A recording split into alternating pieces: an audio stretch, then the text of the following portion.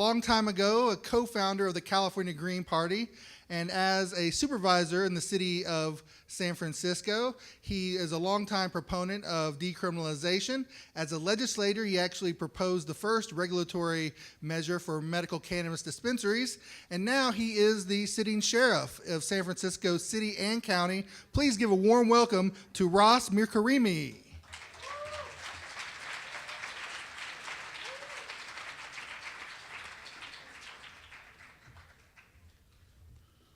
Good afternoon. I'm Ross Mirkarimi. I'm the elected sheriff for the city and county of San Francisco. In California, there are 58 counties. As I understand, I am the only elected sheriff in the state of California that enthusiastically supports legalization.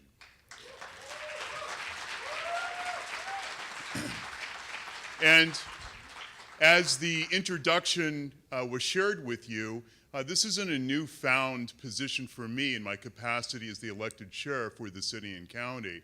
As a legislator on our board of supervisors, also known as the city council, we worked very hard to really translate Senate Bill 420 and Prop 215 so that we could legitimize the practice of the medical cannabis dispensaries, since guidelines weren't well told to the counties who wanted to implement that.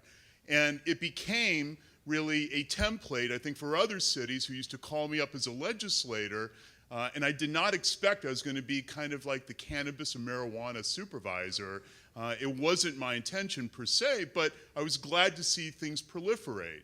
But in my run for sheriff several years ago, I have to tell you that I ran very openly and overtly on the question of legalization, that there should be legalization, and I parallel it to the 77 years of just how misguided and how wrong the system of retribution has been in the criminal justice system throughout the United States, and how this country over-incarcerates more than any other country on this planet, and how the fact that really we're just completely destroying and ruining people's lives at great expense of the taxpayer.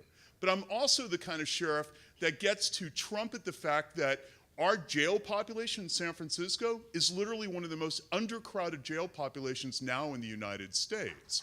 Our population has plummeted by nearly 50% over the last several years, and that's amid what you may have heard state prisoner realignment, where prisoners coming back from the state because of the failure and the overcrowding on the state level, back to all 58 counties. The prediction then was that our jails were going to then become overcrowded and the sky would just simply fall, which is exactly the opposite, and we've defied those particular odds, which why I think now is that perfect juncture, which is why I think that a state like California should be on track for aggressively pulling in the left and the right and the indifferent and saying that it's time that Washington hears what the largest state of the union wants to represent, and that is a turn towards legalization, and that we learn from Washington State, and that we learn from Colorado, and that we're able to adopt the kind of policies and law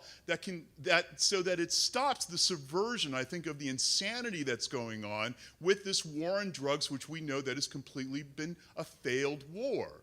And it's time that we certainly begin to prohibit or certainly reduce the jail population in an aggressive way for the kind of narcotic fences that keeps jails and county jails full. And just recently, on the cover of the Examiner, you can't see it all, but it says, "Inside view of a model jail." And standing there on the cover of the Examiner, or other paper in San Francisco, is Governor Brown's Secretary of the Department of Corrections, and I'm there right by him.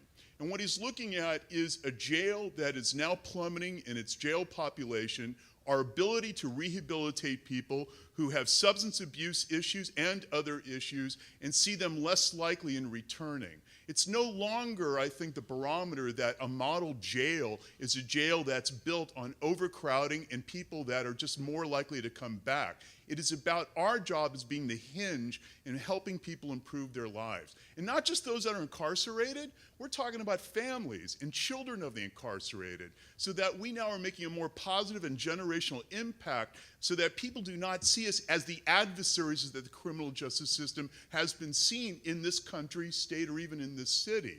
And I think that one entree into demonstrating that is an entree that tells Washington that marijuana should not be a Class 1 violation, and telling the rest of the country that California supports legalization. Thank you.